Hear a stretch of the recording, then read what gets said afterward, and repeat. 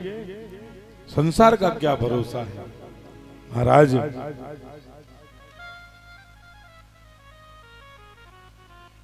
परीक्षित महाराज के लिए संतों की शरण में जाने का उपदेश गुरुजी ने किया।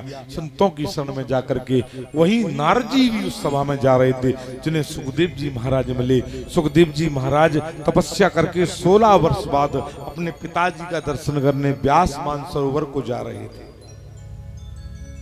नारद जी ने बताया कि आपके पिता व्यास इस समय अपने आश्रम में नहीं है, वो राजा परीक्षित की सभा में है, इसलिए आप भी वहां चलो मेरे साथ, में भी वहीं जा रहा हूं।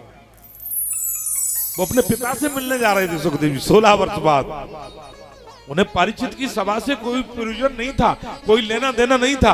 वो तो सिर्फ अपने पिता के दर्शन करने को 16 वर्ष तपस्या करने के बाद लौटे। तपस्या करके ब्रह्म ज्ञान प्राप्त करके जब लौट रहे थे, विचार किया पिताजी का दर्शन कराऊं। तो महाराज नारद जी रास्ते में लगे। उनने बताया कि आपके पिताजी तो वहां है नहीं, परीक्षित की सभा में, मैं भी वहीं जा रहा हूं, आप भी चलो। सुखदेव जी अपने पिता का दर्शन करने की उस सभा में आए। जब सभा में आए महाराज सुखदेव, ऐसे लगा साक्षात जैसे नारायण का प्रवेश उस सभा में हुआ हो। सारे ऋषियों ने दंडवत प्रणाम सुखदेव को किया, उनके तेज को किया। हे सुखदेव, हम तुम्हें कोटि कोटि प्रणाम करते हैं।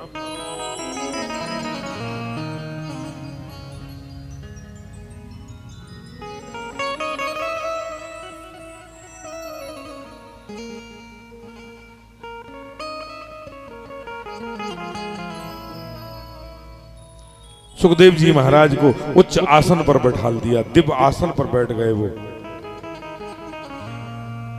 व्यास जी भी थे वहां, उनके पिता, उनके दादा पाराशर जी भी वहां थे। महाराज 3 पीढ़ियों से वहां पर उनके वंशज मौजूद थे। उस सभा में सुखदेव जी उच्च आसन पर बैठा ले गए, क्योंकि वो ज्ञानी नामा अगण्यम, ज्ञानियों में श्रेष्ठ थे, इसलिए वहां पर ते वृद्धाति ज्ञान वृद्धा, ज्ञान में वृद्ध थे, और जो ज्ञान में वृद्ध होता है वो सबसे बड़ा होता है। इसलिए सुखदेव जी महाराज को उस आसन पर बैठाला गया। राजा परीक्षित उसकी शरण में आ गया, कहा महाराज मुझे मार्गदर्शन करो मेरा। सुखदेव बोले, हे राजन, तुम्हें 7 दिन का श्राप है। 7 दिन तो बहुत होते हैं। हे राजा, सूर्यवंश के परम प्रतापी राजा खटवांग नाम से एक राजा हुआ करते थे। यहां से सुखदेव जी ने कथा कहना प्रारंभ की। जीवन भर राक्षसों से लड़ते रहे, देवताओं का साथ देते रहे। लड़ते लड़ते जब मात्र देवासुर संग्राम देवता जीत गए और मात्र 2.5 घड़ी उनकी आयु शेष रह गई। 1 घंटा, 2.5 घड़ी का 1 घंटा होता है। 24 घड़ियां व्यतीत होती हैं दिन और रात में। 24 घंटे 60 घड़ी व्यतीत होती हैं दिन और रात में, 24 घंटे। 2.5 घड़ी का 1 घंटा होता है। 30 घड़ी का दिन होता है, 30 घड़ी के 12 घंटे होते हैं।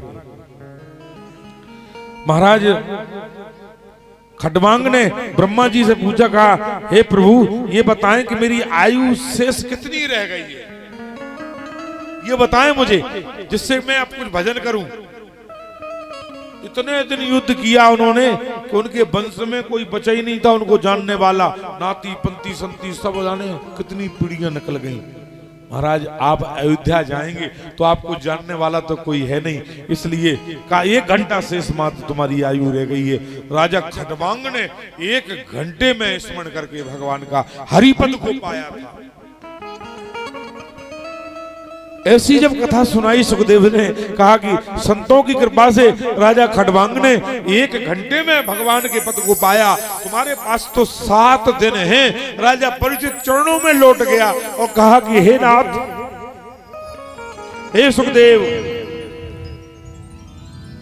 मुझे भी वो परम मंगलमय भगवान की कथा सुनाओ, जिससे मेरे जीवन का जो है कल्याण हो। सभी संतों ने प्रणाम किया। सुखदेव जी की वंदना। हरि कथा सुनाने वाले